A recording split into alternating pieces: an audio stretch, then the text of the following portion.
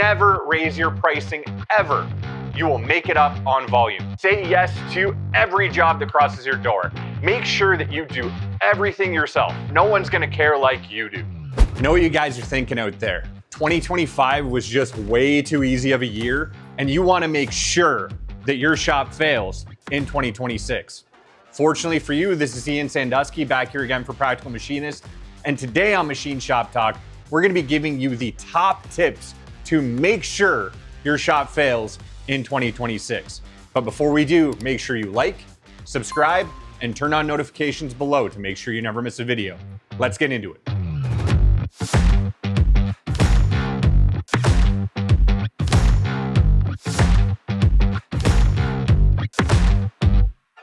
Okay guys, so today we are going to be giving you the top tips that I can have to make sure your shop completely fails in 2026. Now I know this is a bit facetious, but there's a lot of advice out there, including from me, including from everybody, about how to make sure your shop succeeds, how to make sure your shop's profitable. Sometimes knowing the things you shouldn't do or things you should be aware to avoid are just as important as having goals to work towards. So we're gonna go through them today, and hopefully there's something here you can use, so stick with me.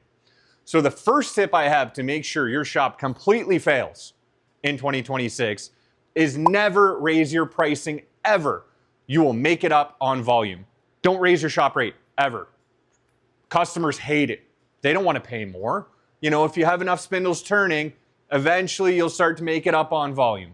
The reason why this is guaranteed to kill your shop is that inflation does not care about customer loyalty at all. And it doesn't care if you're too lazy to have those hard conversations, because it's going to keep going up no matter what. You know, tooling, insurance, labor, rent, taxes, everything keeps going up every year. And we've seen pretty much no matter where you are, these all grow exponentially in the last couple of years. If you are not keeping up with raising your pricing accordingly, and that doesn't mean chiseling anybody, but if you've been running a part for 10 years and you haven't raised your pricing, you're probably not making money on that part anymore. If you are, good for you, but very rarely does that occur. Yes, you can eat a discount on parts when there's volume versus a one-off part. We all know that. You know, if you have the setup cost spread across 10,000 parts versus 5 parts, it's gonna be cheaper.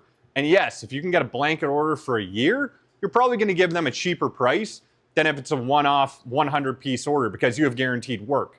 That said, you can't be giving too much of a discount all the time, or you're essentially working for free. If your spindles are turning, they need to be covering what you're making, and they also have to have that dirty word that customers don't like to hear, profit, involved, because profit doesn't just mean money that goes in your pocket at the end of the day. There's nothing worse than running a job for 2 weeks that barely breaks even or makes a little bit of profit, and then your spindle goes, or your weight covers go, or something needs a repair, and all of a sudden you're right back to zero or even in the negative for that month. That happens to everybody, and everybody's had that experience. So you want to avoid that going forward in 2026, or go for it if you want to make sure your shop fails. At the end of the day, if you're barely making money when your schedule is full, how is your shop going to look when you hit one of the inevitable dead times? They always happen. Food for thought. The second surefire tip I have for you guys to make sure your shop fails in 2026 is say yes to every job that crosses your door. Weird material, do you need custom tooling, really too big for your machine, stuff that your machines aren't really set up to do, dumb drawings, bad engineers, say yes to it all. You need work, and this is work. This is one that I know I have spoken about probably multiple times over the years on Machine Shop Talk, but this bears repeating because even I get caught by this sometimes, especially when things get slow. You know, you're begging for an RFQ to cross your desk.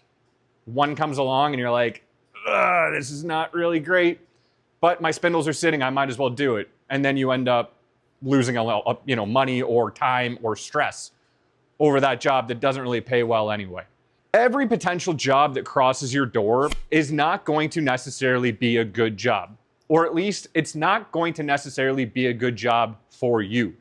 I know people who have, some are my very close friends, who have shops that make tons of money doing the kind of work that if you brought it in my shop we would lose a ton of money. Like we might as well just take all our money, have a money bonfire in the middle of the shop, because at least that would be fun while it's happening versus doing this job where we're just going to bleed out slowly. That said, we now know our shop. We know what we do. We know what we excel at. We know certain things. If we take on this kind of job, we're probably not going to do well. You need to know your shop that way, and you need to know yourself that way. The other thing you need to keep in mind with bad jobs, not only can you lose money on jobs, I don't know if you guys who don't own shops know this is a possibility, you can actually lose money on jobs. The other thing it can do to you is that while your machines are tied up doing this not so profitable or even bad work, you're eating your capacity to be there for good work. I feel like most of us who have run a shop for any amount of time have had the experience where you have a job that's not making a lot of money in your machine, but it's running for 2 weeks. Somebody comes in and says, hey, I need this amazing part that's perfect for your shop in 2 weeks, and I'm willing to pay whatever you want, and you can't do it because you already made a commitment to this job. That is going to happen more and more if you take on bad jobs. There is a balance to be struck, but that's up for you to figure out. The other thing I would say regarding bad jobs, or maybe jobs that just aren't a fit for your company, is that not only is not every shop going to be a good fit for every job, not every shop is going to be a good fit for every customer. Every customer just isn't going to be a fit for your company. I will occasionally get RFQs, and I can tell just from the quoting process and the little bit of communication we have back and forth that this is not an engineer, a purchaser, or a company in general that I want to deal with. And that doesn't necessarily mean they're bad people. But, if they're beating me up on price while also beating me up on timeline, and we've had 2 emails back and forth, you're probably not a good fit for my shop. If I'm going back and forth 10, 15 times trying to make design changes because the drawing just isn't manufacturable and I'm getting pushback, I know that's not going to be a good fit for the shop. If I'm looking at drawings and they have tolerances that are conflicting, or, they're saying, oh, just don't worry about that, and I can tell that part of that job is going to be an issue, and I get the feeling that engineer is going to sell me out to their boss and make their problem my problem, I'm probably not going to take that job on. Unfortunately, a lot of this is experience. You have to get burned a couple times in these scenarios before you start to recognize some of these patterns. And you know what? There's a good fit. There's a shop somewhere for them somewhere. It's probably just not going to be mine. So staying on top of that in 2026 is going to be key as well. Moving on to the final and third tip, if you want to make sure your shop completely nosedives in 2026, make sure that you do everything yourself, because as the owner, no one's going to care like you do. Machining, programming, shipping, reloading machines, marketing. Make sure you do it all yourself, because hiring is scary. And if you hire someone, they're probably just going to screw it up anyway. This one I see both sides on, so I'm going to kind of drop the facade here for a second. If you are a shop that is a one-man show or a two-man show, and you are happy with that, you don't want to grow, you are happy with the lifestyle, you're happy with the money you're making, this does not apply to you. I think the whole growth for growth's sake is a bad concept. I think the whole, if you're not growing, you're dying approach to things is stupid. You don't have to grow if you don't want to grow, and that's fine. It's not a fit for everybody.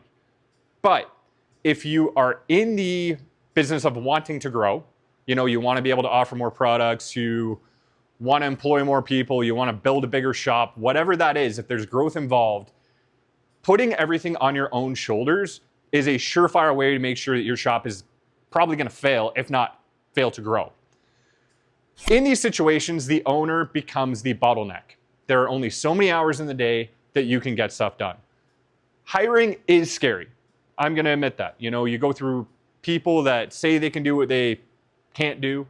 You're going to go through people who are unreliable. You're going to go through personality clashes. There's a lot that comes with hiring. But if you want to grow, at a certain point, you need to relinquish control over something. It's just the way it goes. If your shop only works when you are there, if you are an owner who has employees, you didn't really buy a business or start a business. You now have a really fun management job with the added bonus of stress and overhead. That's kind of how it goes. Your shop needs to be able to work the same way, not infinitely, but if you're gone for a day, Your shop should work the same way whether you're there or whether it's not. And if it's not running the same way when you're not there, you either need to train or you need to hire. And both of those involve relinquishing control over something. If I'm the only guy who knows how to quote, so if I'm not here, quoting doesn't happen, I need to relinquish control of that, at least when I'm not here. I need to train, I need to hire. One of the two. Anyways, guys, something to keep in mind. One thing I want to point out, just as a summary of this, most shops don't fail because they're bad at machining. Most shops fail because they have bad habits or they refuse to change. That's it.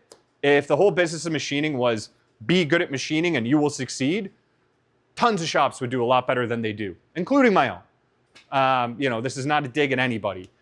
There's a lot more that goes into a machining business than just making parts, and these are the things you need to be looking at in 2026.